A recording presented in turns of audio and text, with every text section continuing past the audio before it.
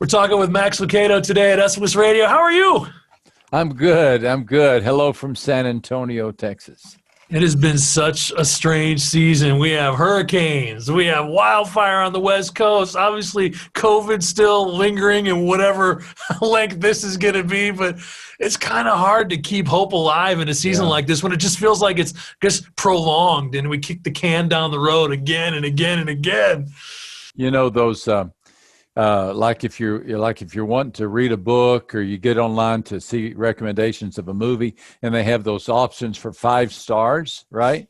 I saw a T-shirt that said 2020 and it just had 1 star, and then beneath it said not recommended. Yeah, for real. You know, it's interesting because as we think about this season, it's rough right now where we've been staying at home and there's been a lot of isolation. But even before any of these challenges started, there's been a lot of loneliness all across our country. It's an epidemic. Before the pandemic, there was the epidemic of loneliness. All these emotional or mental struggles we have, like depression, anxiety, loneliness, they're also intertwined. It's hard to experience one without experiencing the other. But we've seen a steep rise on all fronts, anxiety, depression, and most tragically, either suicide attempts or suicide. And so the idea of being able to stay grounded was tough 2 years ago or 18 months ago.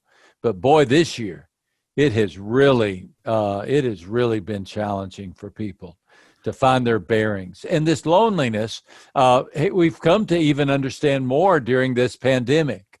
For example, one consequence of loneliness, a study was revealed that to deal with constant loneliness has a physical impact of smoking 5 cigarettes a day. You know, it just takes its toll on your body, on your well-being, and divorce rate, filings for divorce are up 26% of where they were this time last year, at the same time last year. And so all of these things are really taking their toll on our emotional well-being.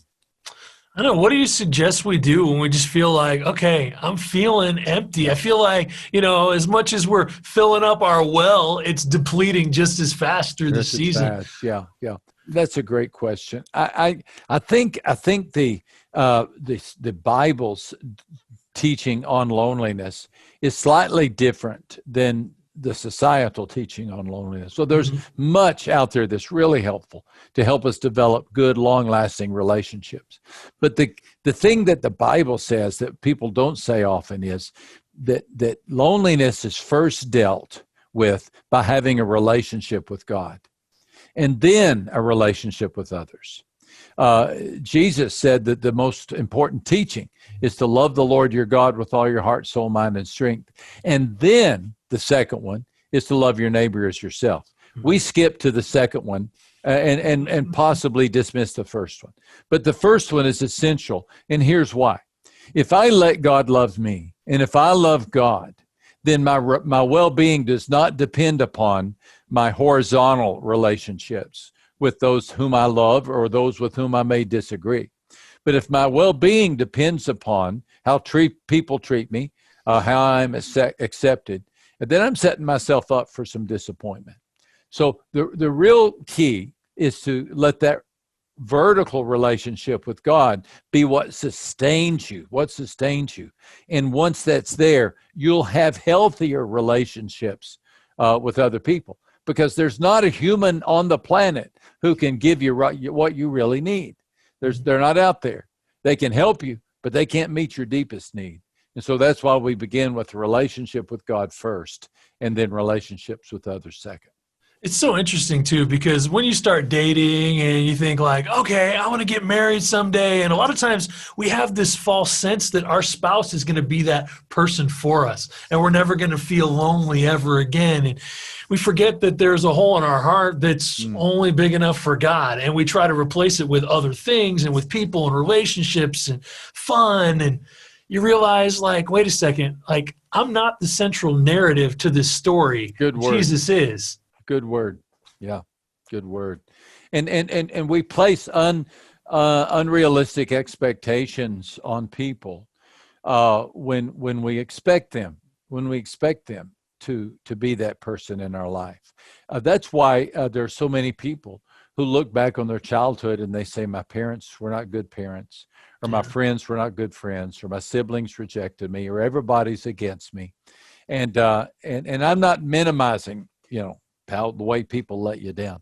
Yeah. But friend, unless you have that stability with a belief, a deeply rooted belief that there is a good and loving God who knows you and loves you and who will stick with you, it's going to be hard for anybody to meet your expectations. It's going to be really tough. We're talking about dealing with loneliness today on SOS Radio. Talking with Max Lucado, actually has a brand new book. It's called You're Never Alone. And Max, you've been through the seasons. I mean, you've lived enough life where you've walked through loneliness yourself, and you've been married, and you have daughters and kids and grandkids. And what have you learned about dealing with loneliness when you feel like I'm around people, but why do I still feel like I'm just not connected? Well, in the book, I talk about the miracles of Christ that are described in the Gospel of John. And these miracles are so extraordinary because they invite us to believe that Jesus shows up in the middle of our problems. He doesn't just stay at a distance. The time that I experienced this most profoundly in my life, I was only 12 years old. I was 12 years old. I was befriended by a man that we all thought was a mentor to young men in our community. Turns out he was a predator. And he took 5 of us on a camping trip. And before the weekend was over, he had worked his way through all of our sleeping bags and also worked his way through a box of whiskey. Remember, I am old. This was pre-cell phone days. We couldn't call for help. We were out in the middle of nowhere. And he told us not to tell anybody because they would blame us. Of course, a 12-year-old doesn't know how to process that. Wow. We did what he said. I never told my parents. And that Sunday night when he took us back to our homes, he dropped us off at our homes. And I felt so dirty. I felt so vile. I felt like I was the one who had done wrong. It was just all those emotions. And yet here's what I had going for me. I was raised in a family that went to church. That particular Sunday, our church had a communion service.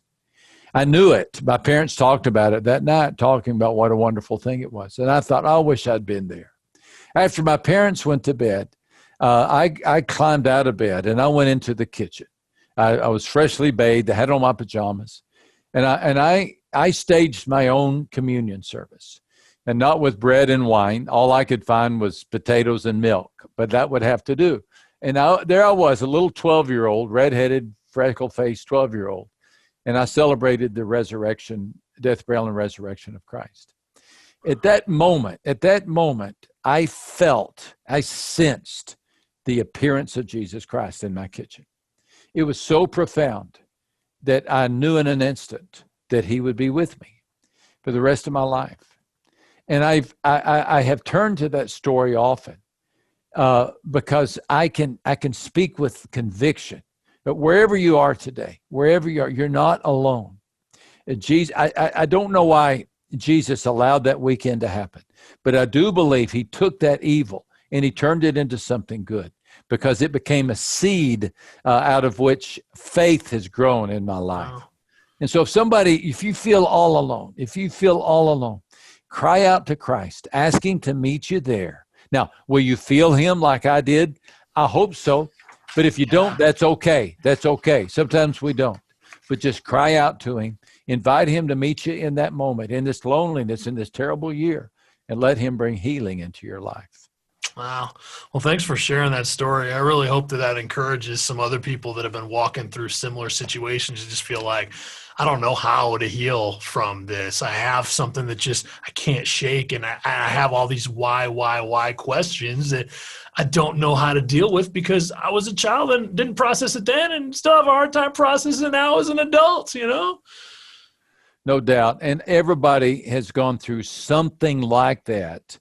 And I think many people are going through something like that. Again, it may not have anything to do with predators or molestation, But it certainly has to do with a feeling of being victimized, of being forgotten, of being neglected. Now, if you're there, what I'm urging you is don't go out on the ledge. Just don't go out on that ledge.